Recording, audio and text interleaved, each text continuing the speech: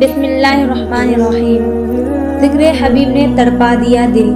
ایک مرتبہ حضرت ابراہیم علیہ السلام اپنی بکریوں کا ریوڑ چڑھا رہے تھے کہ ایک آدمی قریب سے گزرا۔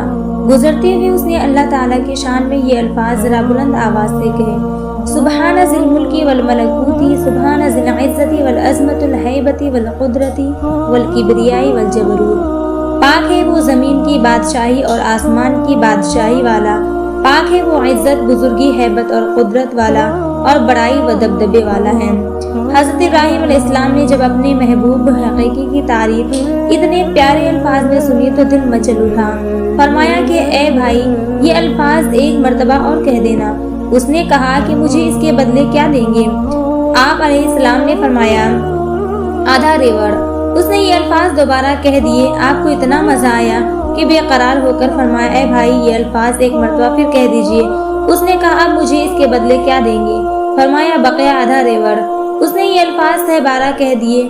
آپ کو اتنا سرور ملا کہ بے ساختہ کہا اے بھائی، یہ الفاظ ایک مرتبہ اور کہہ دیجئے۔ اس نے کہا اب تو آپ کے پاس دینے کے لیے کچھ بچا نہیں، اب آپ کیا دیں گے؟ فرمایا اے بھائی، میں تیری بکریاں چرایا کروں گا، تم ایک مرتبہ میرے محبوب کی تعریف اور کر دو۔ اس نے کہا حضرت ابراہیم خلیل اللہ، آپ کو مبارک ہو، میں تو فرشتہ ہوں، مجھے اللہ تعالیٰ نے بھیجا ہے کہ جاؤ اور میرا نام لو اور دیکھو کہ وہ میرے نام کے کیا دام لگاتا ہے۔ سبحان اللہ۔